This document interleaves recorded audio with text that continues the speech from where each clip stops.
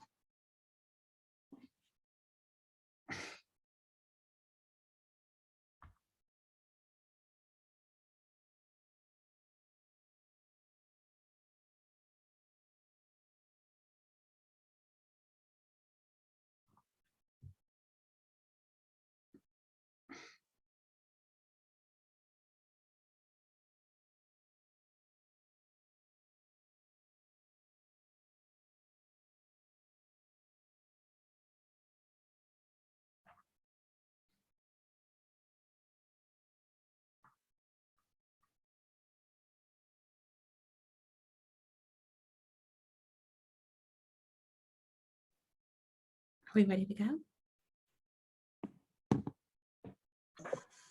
Welcome, everyone. Yes, let's go ahead and get started.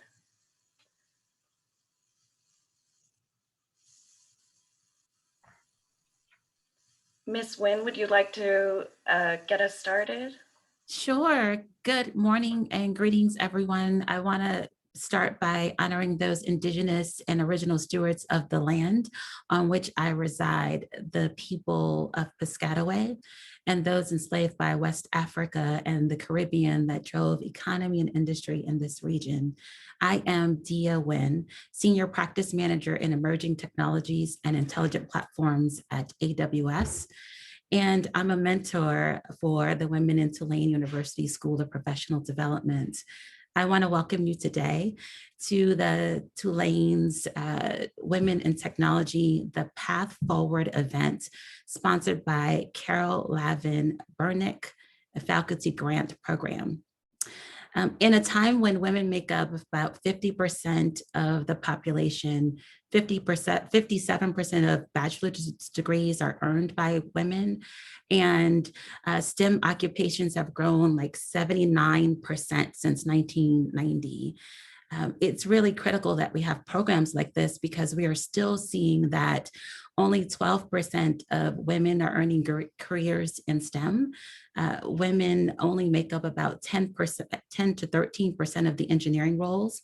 1 in 5 data scientists are women, and only 5% of tech leadership roles are women. So it's appropriate and critical to have programs and initiatives that are centered around women. It's important because we know that in technology, we really need to be making room for everyone, women and people of color, to succeed at work. And it's not only the right thing to do, it's the smart thing to do. There have been study after study that shows that an inclusive workforce improves innovation, boosts corporate performance, energizes employee engagement. And so I'm grateful for the work that Tulane is doing, one in education, but also in encouraging and building together and working with mentors to really help drive greater participation, greater representation, and of course, empowering women. Now I'll turn it over to my mentee, Ashley Garner, and have her share with you why mentorship is important to her.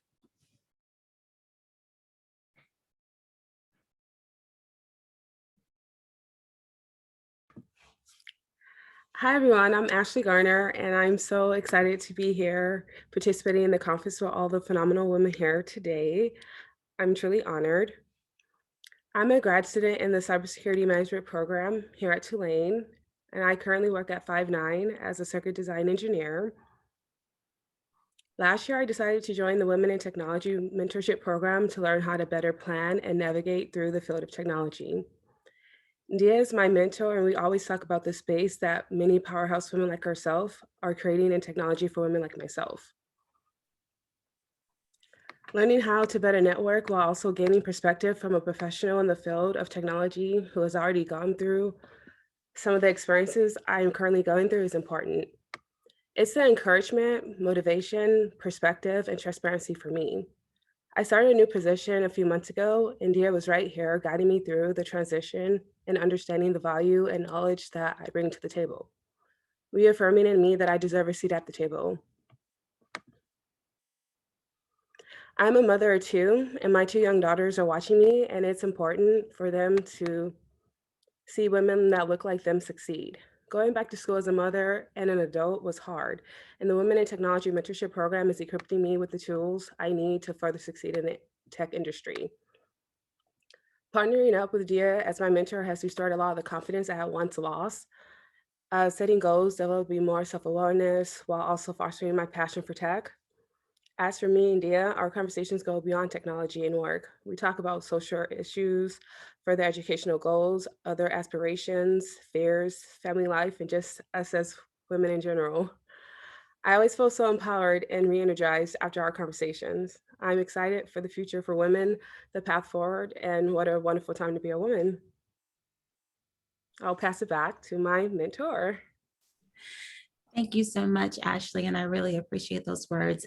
Just as much as we have an opportunity to share with you, I also learn, and I'm excited about mentorship because it's an opportunity for us both to learn. One of my passions, or I should say a few of my passions, are to develop leaders and to expose women and people of color to new opportunities and help them find what is uniquely them so that they can live out those superpowers in the world. Then as far as my work is concerned, I get to create a space for women at the table and people of color as well, and hopefully make sure that their voices are heard in technology and considered when technology decisions are being made. You know, mentorship is really about exposing women, exposing people to new opportunities, hopefully to new information, allowing the team working together really to be able to share insight and hopefully guide in some ways. And, you know, I think it's also critically important because exposure, as they say, there's a study that says that exposure accounts for 60% of your career success or your professional success. And so even in that relationship, it's an opportunity to be exposed to new people, new ideas, new concepts, new relationships. And so mentorship is important. The last reason for me as to why I mentor is because I didn't have a mentor that looked like me. A good part of my career really was navigating some of this alone. And so I never want the opportunity, or I want to be a part of ensuring that there are people that look like me, women, people of color, that get the experience of having someone come alongside of them and help them navigate the waters that they might encounter, and hopefully maybe look around corners and avoid some of the mistakes or the paths that I've made. So that's why mentorship is important, and important to me specifically. Now, next, what I want to do is introduce our panel moderator. Our panel moderator is Carol Terrell Costin, and I'll invite her to take over from here. Hi, everybody. My name is Dr. Cara Terrell Costin, and I am a delivery manager at IBM. I'm over Agile, project managers, and business analysts. I've been working in the IT field for about 20 years. And I'm also a professor, adjunct professor at Tulane as well.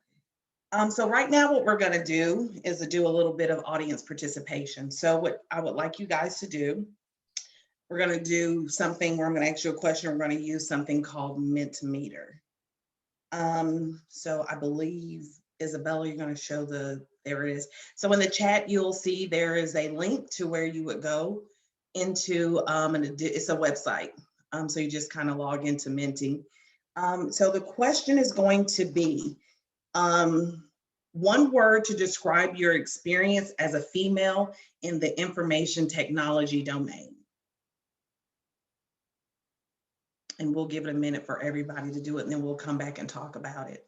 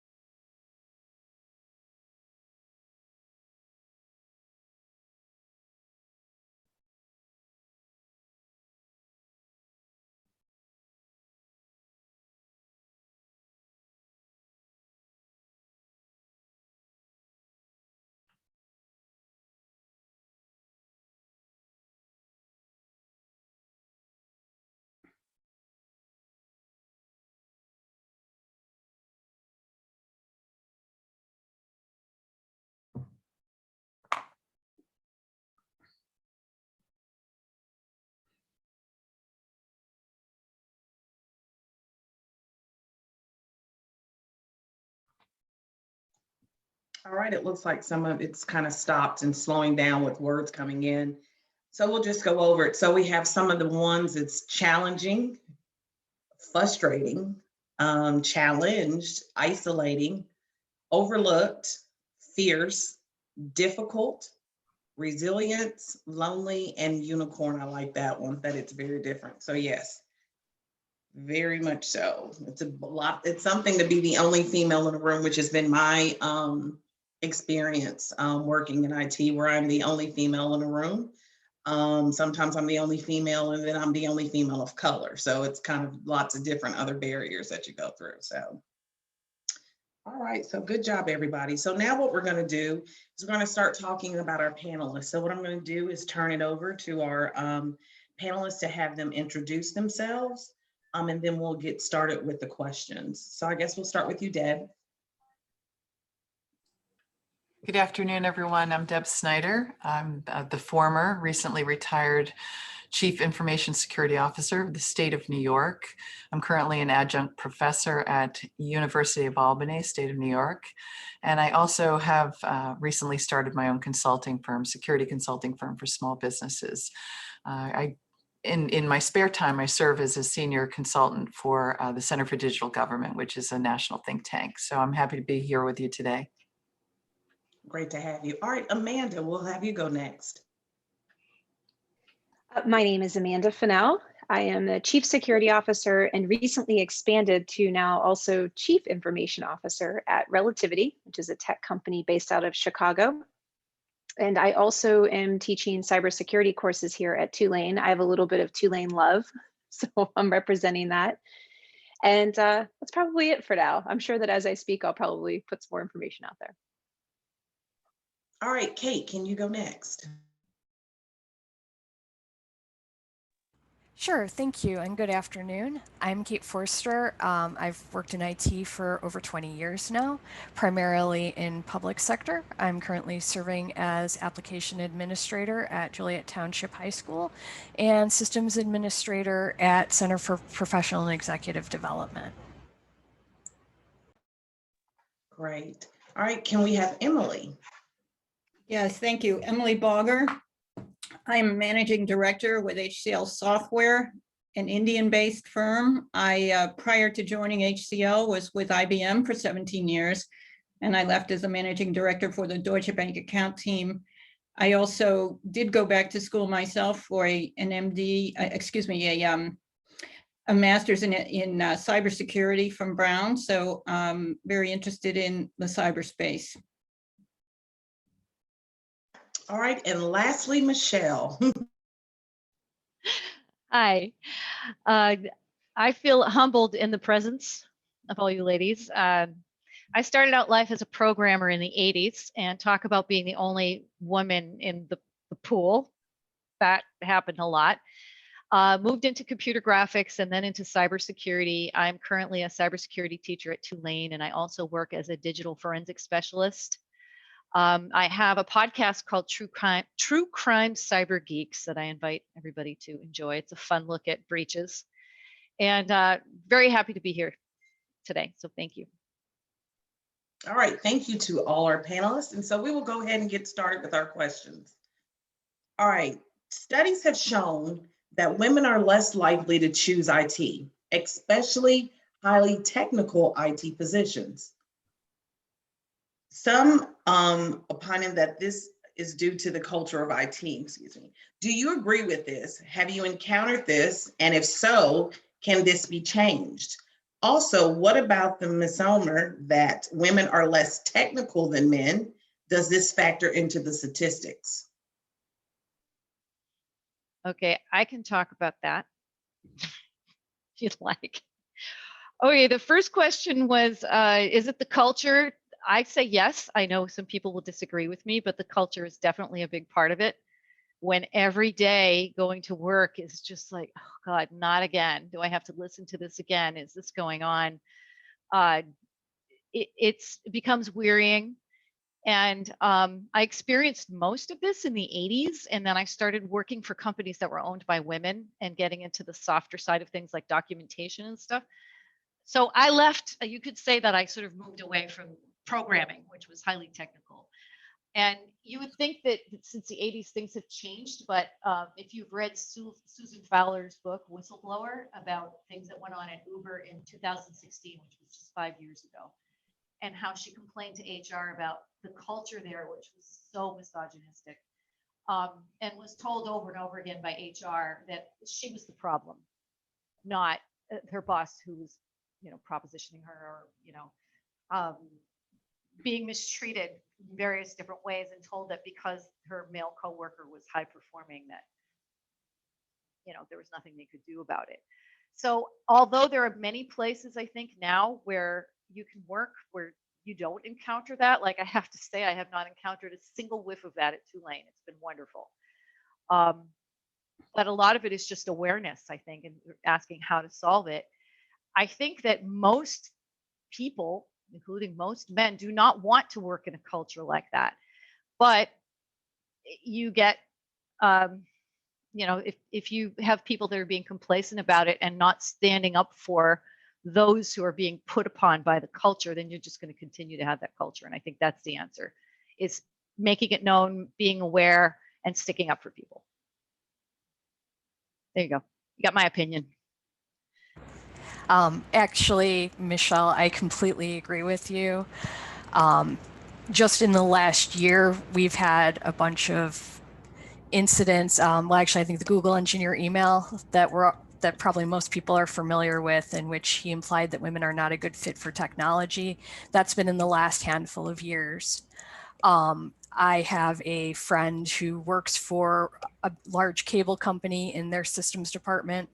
And when a woman applied for their team, the boss looked at him and said, I wouldn't even know what to do with a woman on my team. And then just in the last year, I've made friends with a wonderful woman who is transgender and used to be a male working in the IT field, transitioned and is now a female working in the IT field. And we commiserate all the time. And she said to me the other day, I've never gone into work and had to feel stupid.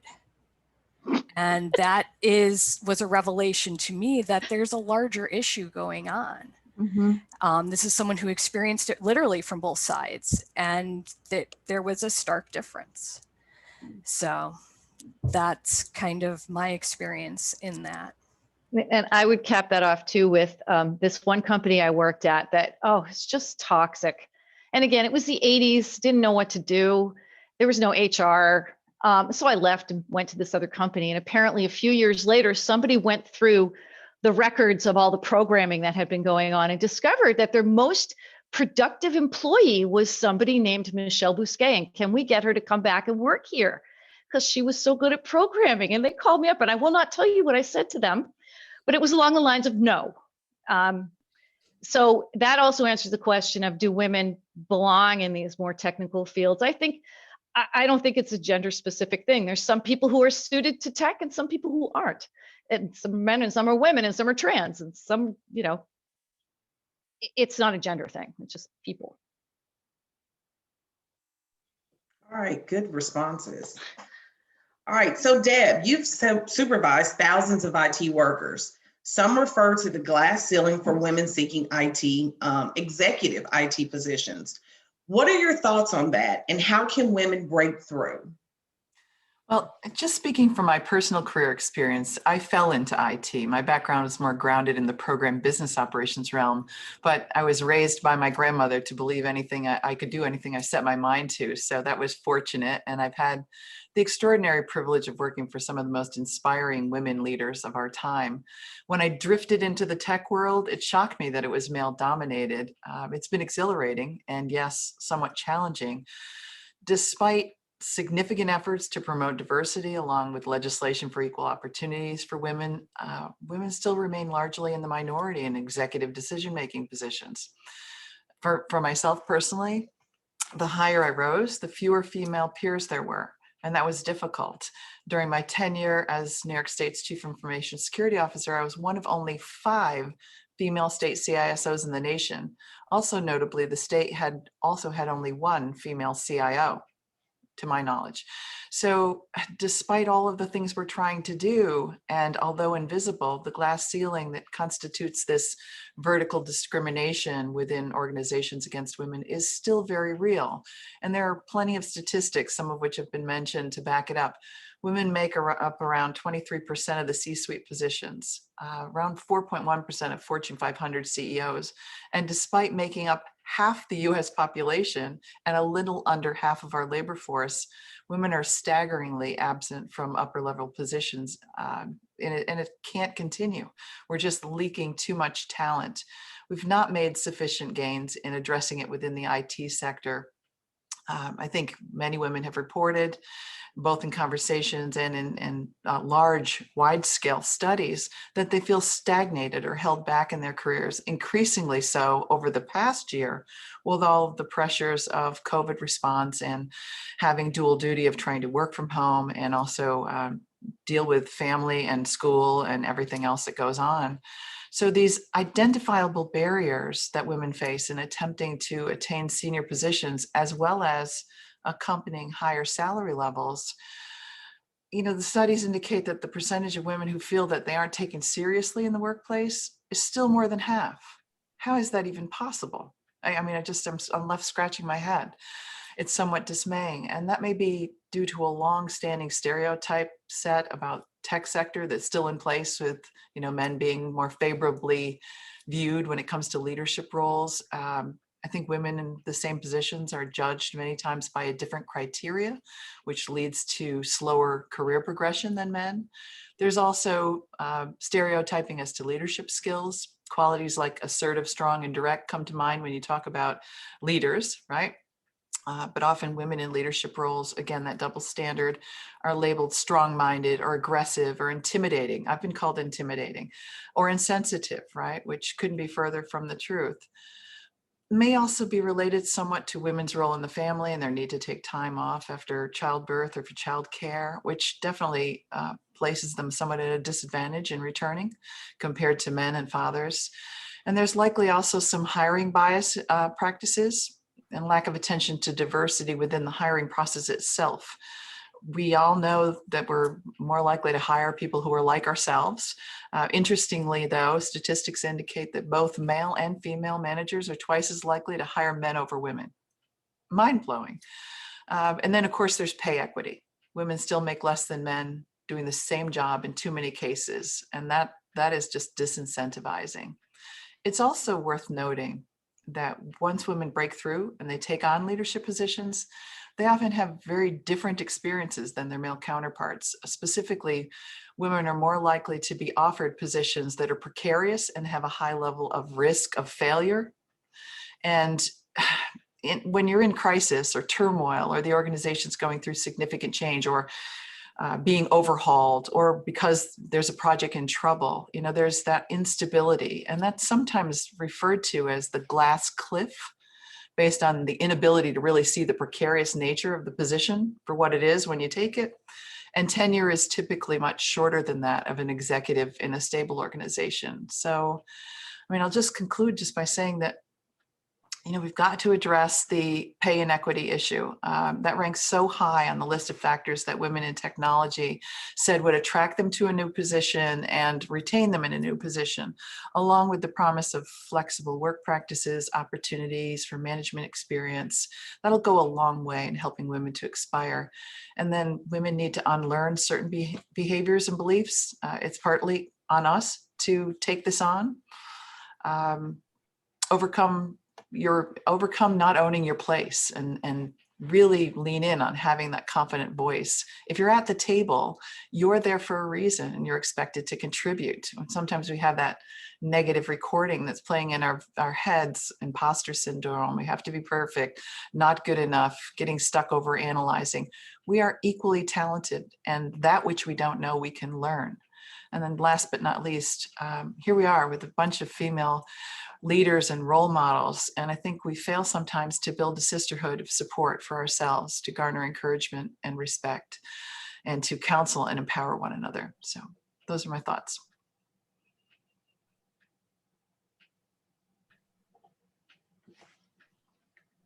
Thanks. I really liked that. Thank you.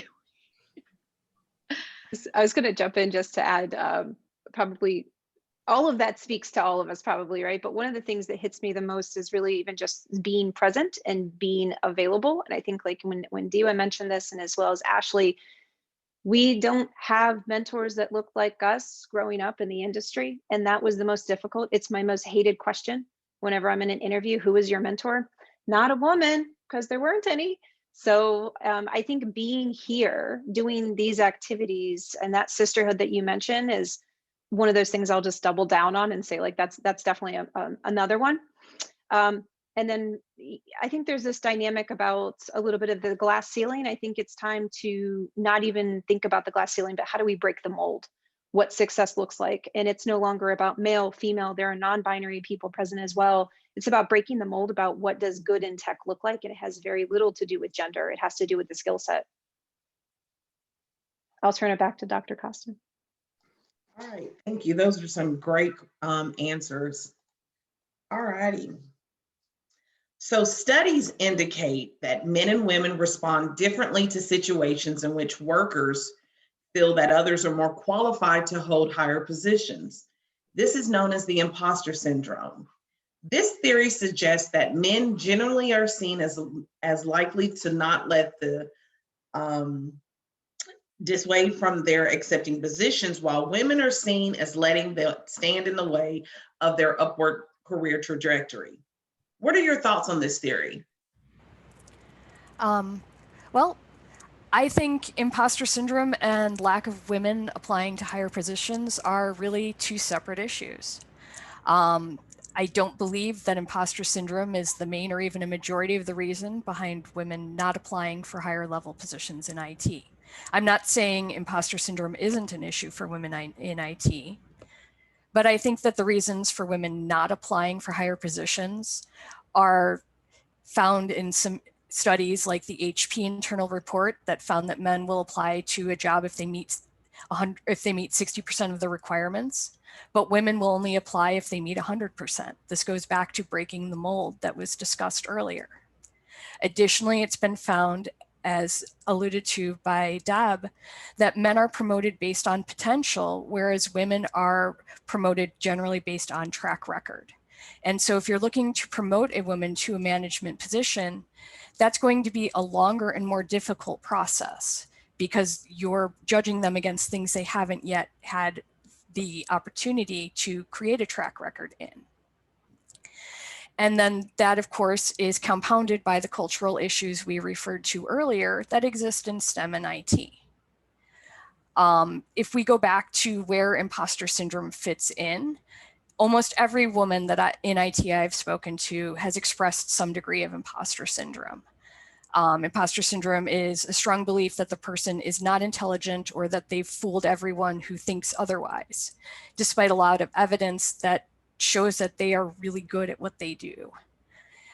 In IT, many cases of imposter syndrome have been attributed to an overall lack of women in the field, because we don't have that opportunity to look and say, my boss looks like me, or that head of the company looks like me, and therefore I belong. I think imposter syndrome can make it harder for women to feel comfortable and successful in STEM, but the feelings often labeled as imposter syndrome are exacerbated by cultural issues and persist all the way to the burnout culture of 16-hour days, which favor an employee with a stay-at-home spouse, which often isn't the woman working in IT. And it creates a chicken egg situation in IT environments, because less women in the field mean there are less mentors.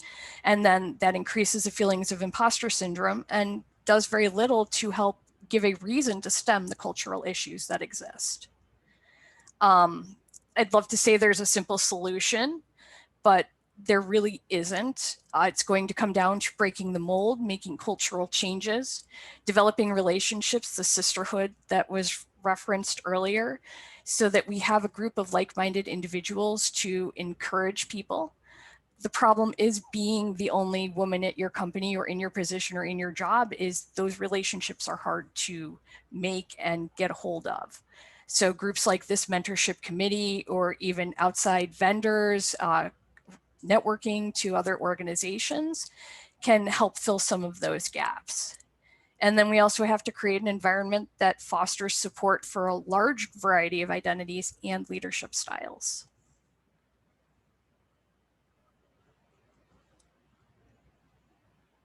I have a comment to make about imposter syndrome. Just realize that nobody knows what's going on. And you won't have imposter syndrome. Every semester I go in to teach, and I'm like, okay, I know more than the students. That's a good thing. But you never know what's going to happen. Anytime I take on a job, I never know for sure if I'm going to finish it. But who does? Nobody knows. So just keep that in mind. And I think we all need more of that, instead of thinking that there might be somebody else who really knows what's going on. No, not really. We're all just winging it. And some of us know more than others. That's all. That's my 2 cents. All right, good. Those are some good responses. All right, so we're going to do another Mentimeter. So Isabella, if you would put up the link for the mentee.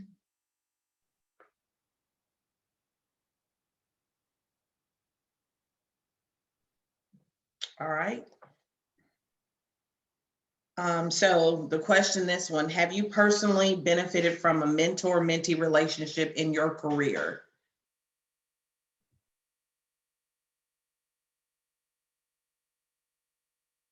And we'll give it a few minutes for everybody to respond.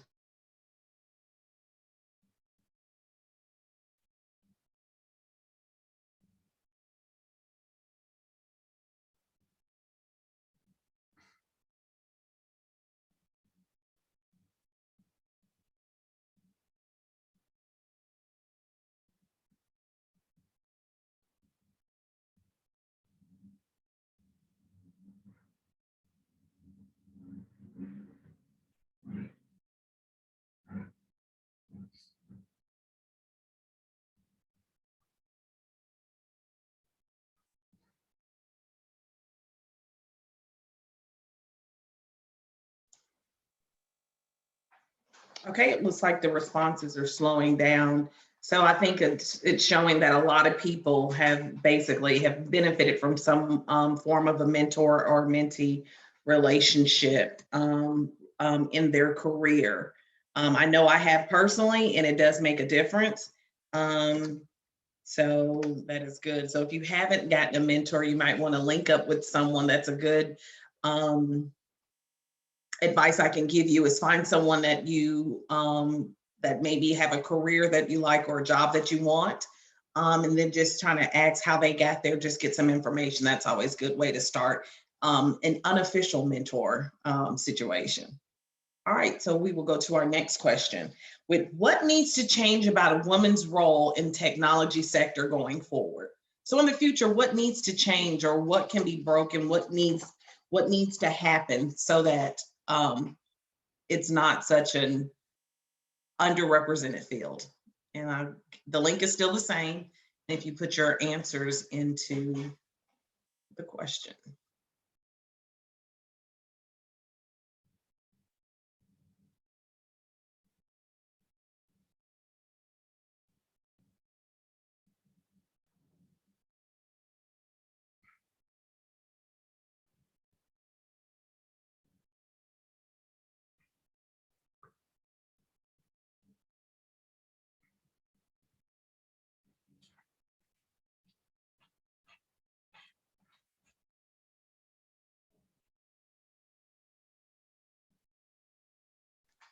For the first time, we have no responses. There we go.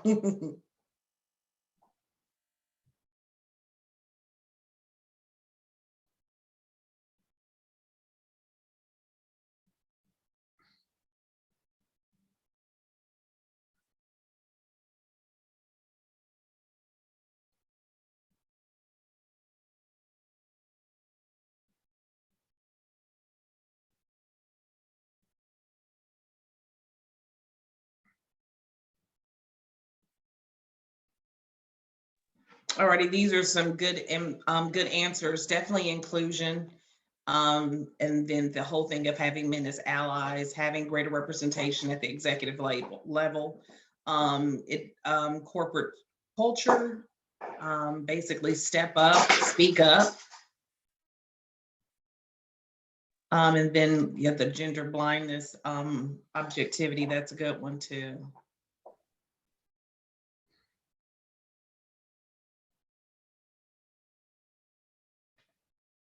All right, perfect. All right, thanks guys for putting in your comments.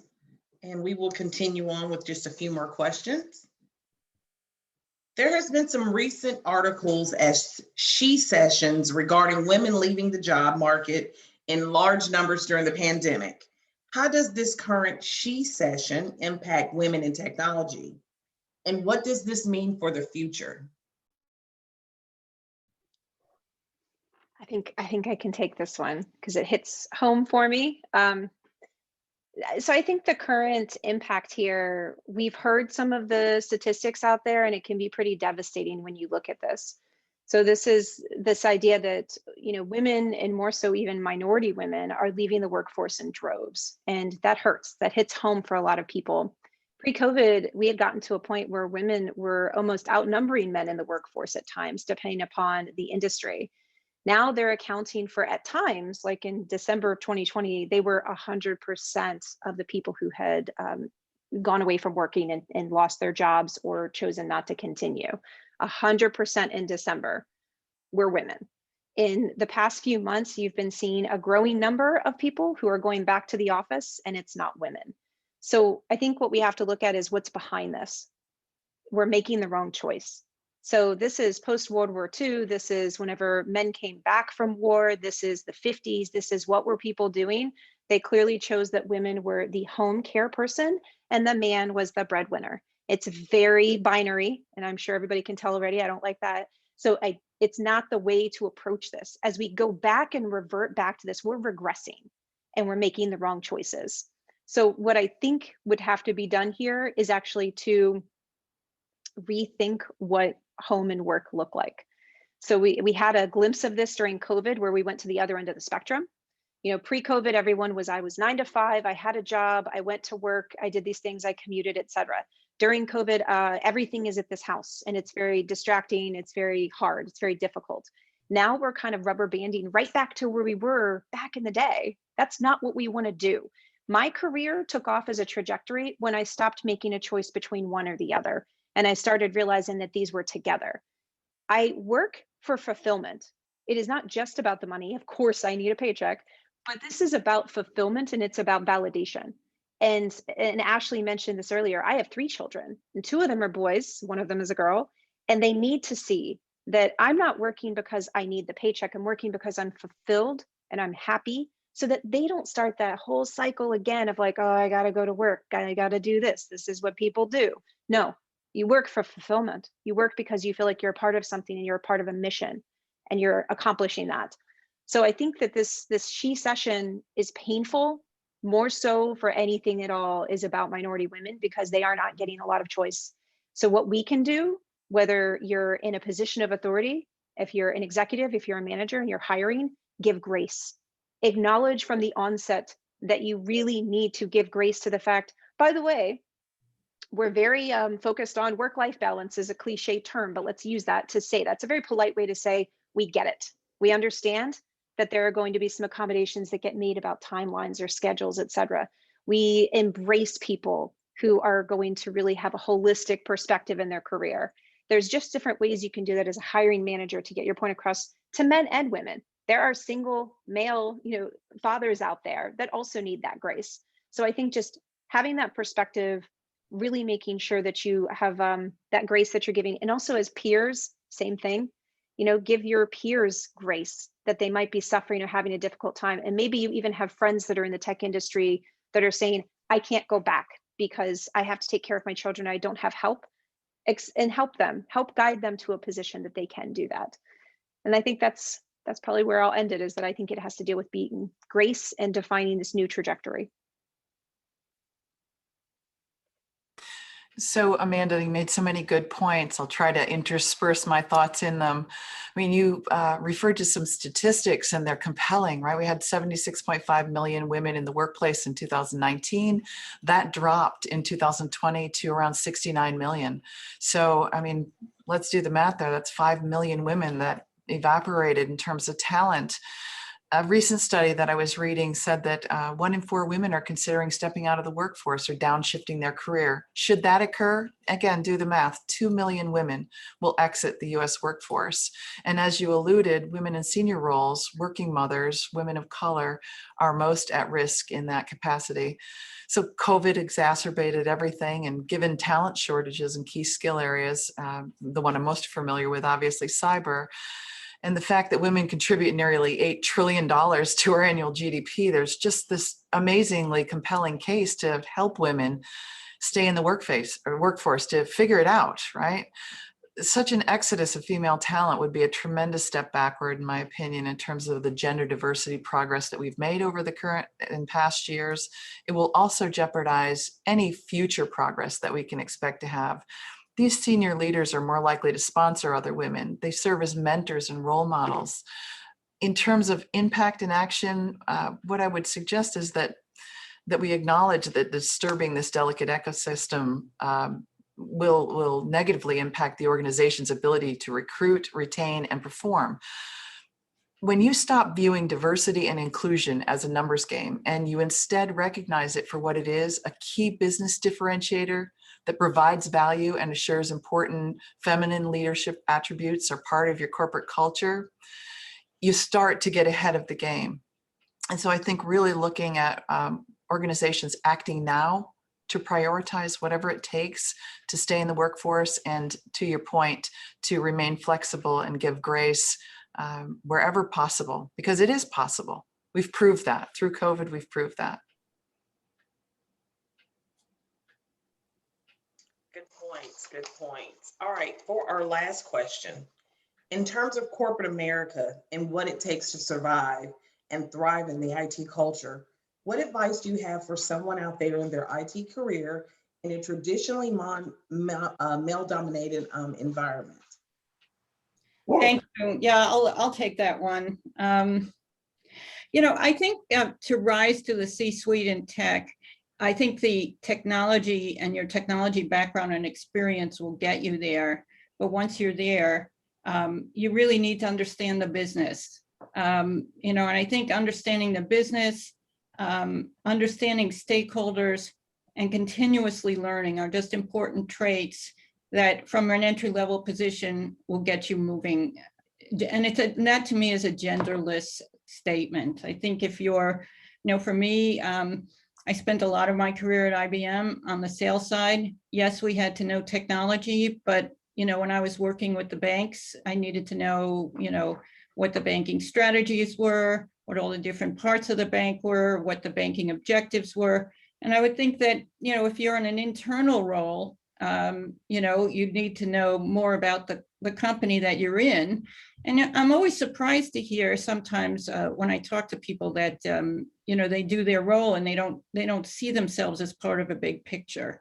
And so I think that's critical. Understanding stakeholders, I think, is so important, right?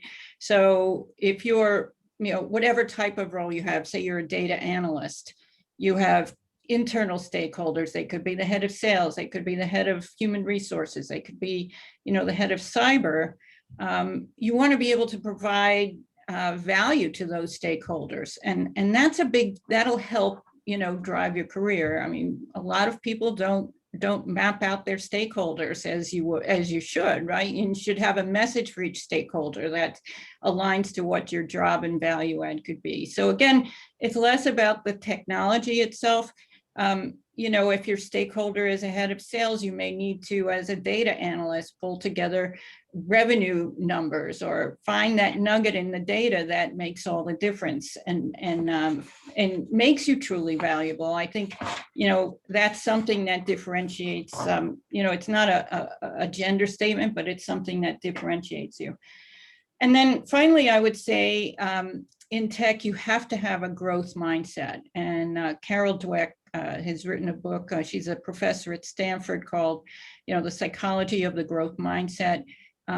It's really about continuously learning that, you know, we don't have fixed IQs. You know, fixed mindset would be, you know, you come into the role, you have an IQ and, you know, and that's it. You don't have to learn anything else. A growth mindset means that you're continuously learning, you're going to seminars, you're expanding your horizons on the business, you're constantly networking. And I think in tech, a growth mindset is just critical. In fact, I think Satya Nadella used Carol Dweck as a resource as he changed the culture of Microsoft. And I know at IBM, we cited her a lot also in terms of just, you know, growing and thinking beyond the box. So I think, you know, those traits are really important. And then, you know, finally, I think we've reached a point in COVID where the feminine, quote unquote, feminine traits like collaboration, team building, empathy, all of those things that were supposedly, you know, feminine, you know, we don't do that here. Those are very desired traits now in leadership. I mean, anything you read about leadership these days is, oh, we want to have this type of a profile. And, you know, women tend to, and not to stereotype, have those profile traits. So with that, I think, you know, there's lots of opportunity. I think especially now companies, I see so many companies looking at the male-female difference at the top very differently. So I'm optimistic. I'm very optimistic. Emily, I think those are compelling. It's hard to add anything to that, but I would say very tactically, not taking traditionally female roles in a room when you're in a meeting or you're in a discussion, like, oh, we need someone to take notes. I'll do it. The only woman at the table, and recognize, call it out whenever that happens and say, no, because I have a large team. And whenever I see something like that happen, I say, stop. I want you all to look around and acknowledge that at each table right now, the female at that table is the one that took the notes. Pick up the paper, hand it to the man next to you. They're taking notes. So it's an obligation to not fall into the norms, which is hard. Be aware of it. It's an obligation when you're in a position of management or leadership, calling it out and setting the tone for everyone else, knowing that we have an obligation to be present here. We belong here. And that's important to bring that present to that table and say that. Perception is important. Branding is there from the day that you step into the job. And so one thing I'll end on is just like something I came across from an author who was writing, but she said, and the trouble is if you don't risk anything, you risk more. Risk everything. And I think you will find that you will do amazing things. That's a great line. Sometimes you hear this thing like, well, we want her to take notes. No. Well, she does it so well. Oh, well, really? You make great coffee. Go get me one, please. Now, like you got to have the snappy answers ready because you're going to need them. I wanted to just, I think that everything that you said, Emily and Amanda, is great. And the only thing I have to add to that is just reinforcing something that Emily said, is realize that you have a valuable perspective. Your viewpoint on things and your thoughts on things are valuable.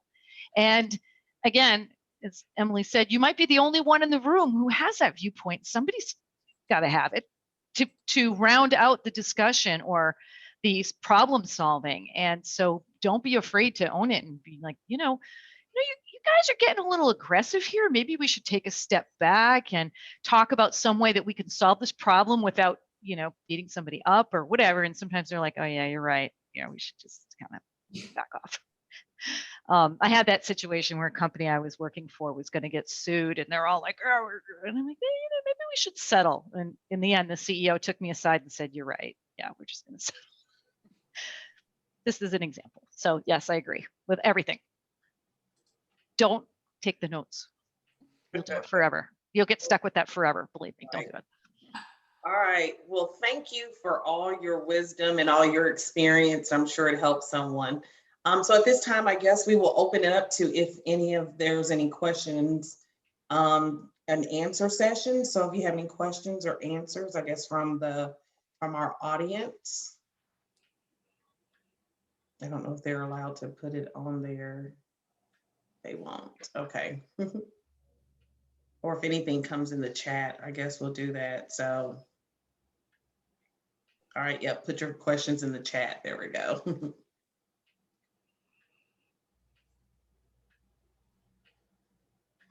All right, here's a question. How do you design your talent acquisition process to ensure your company is attractive to women with technical skills? Amanda. Oh my God. I just like short, as you may have noticed, I like to just get straight to the point, but two things that pop out automatically. I put everything through the filter to understand if there's gender conscious in the actual written word.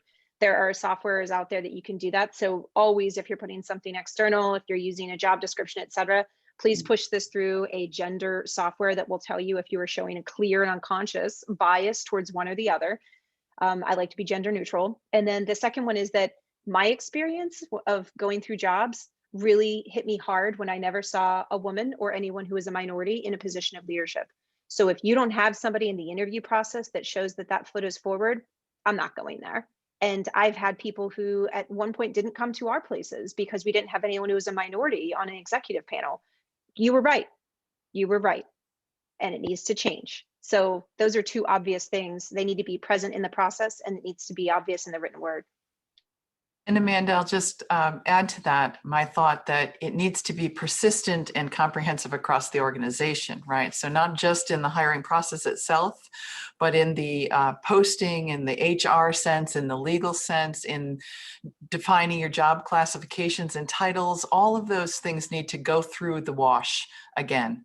At this time, I think it's a good time to take a look at policies, procedures, the people factor of it, and just really lean in to make sure that we are ferreting out all of those biases and addressing them as best we can as we find them. One of the things new ones. Oh, sorry. Go ahead.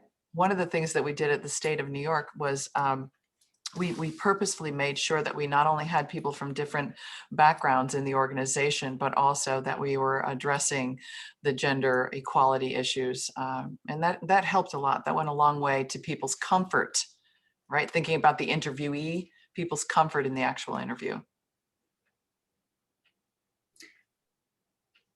And I think you need to also consider the pipeline coming in, right? If the organization recruits on campus, you think that those individuals will, be at the organization for, some time. Maybe they go through a training program or something, but you want that pipeline to be representative in a gender way. Are there any other questions out there? Well, I wanted to follow up to something that you guys were just talking about. I've not been involved in the hiring process along the way in my career in any company, but suppose there is a company that they look around and they go, geez, this is a bunch of white dudes. Like, we need to diversify a little bit. We really should include more.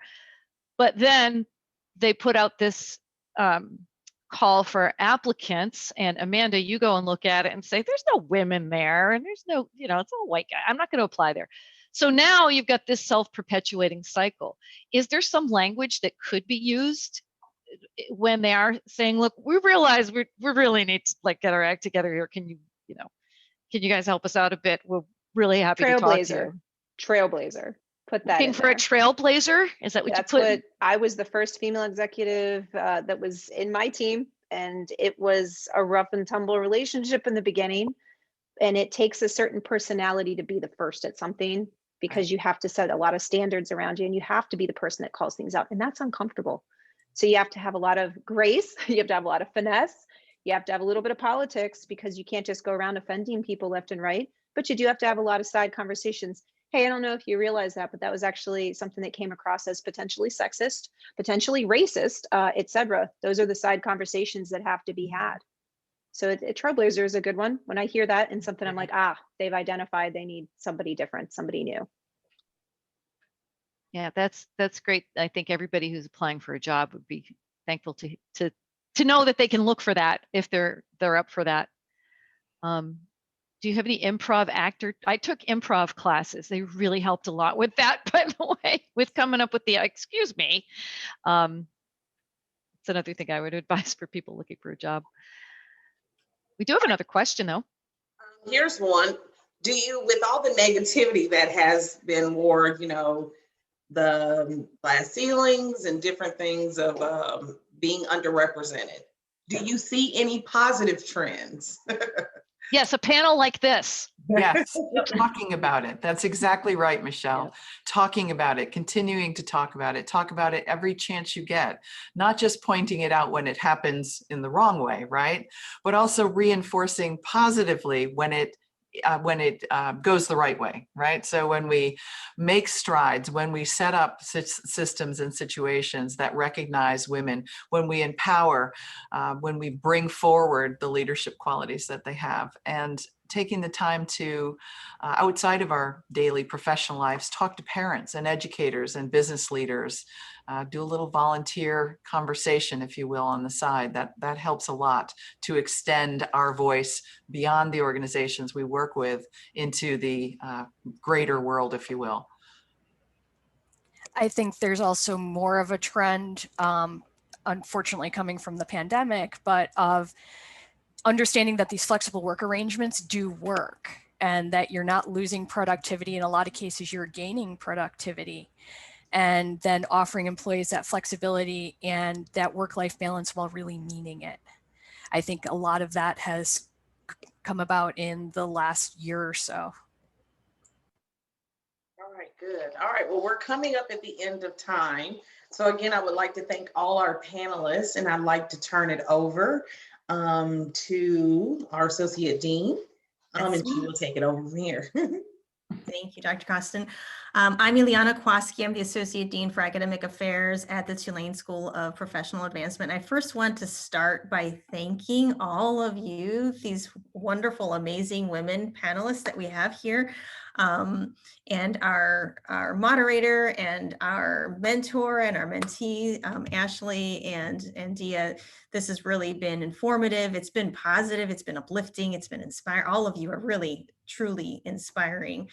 So I want to start by thanking you all for that. I'm here also to tell you about our Women in Technology Mentorship Program, because as we've heard from many of our panelists already, it's programs like this, it's discussions like this that help to advance women in technology. And so here you'll see the goals for that program, and we've already heard from Dia at the beginning, and Deb also acknowledged just the statistics in the field. So I don't want to repeat what we've already said about just how we'd like to see more advancement and mobility of women in technology. And so again, it's Women in Technology Program mentorship programs like this that can help These are our goals.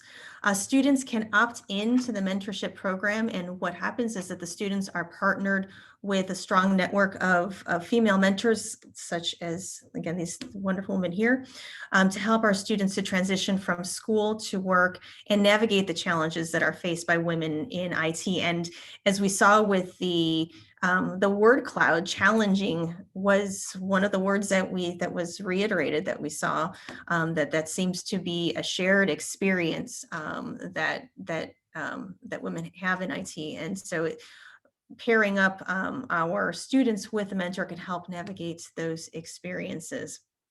Isabella, if you can go to the next slide. Thank you. So as we know, the benefits, we've already talked about some of this here. The benefits for being in the mentorship program, it creates a positive relationship between the mentor and the student, which we heard from a mentor and students at the beginning of this session. And what we heard from both of them was that it goes beyond just talking about school. It goes beyond just talking about career. So our hope is that this is a relationship that the student and mentor can have moving forward outside of just Tulane. Serve hopefully as a path to employment, serve as their advisors. So we have academic advisors, and our mentors can help and guide the students outside of that academic advising experience, and then connect our Tulane SOPA information technology programs to the technology industry. And so with that, we are looking for mentors. We're looking for more mentors to add to our illustrative bench.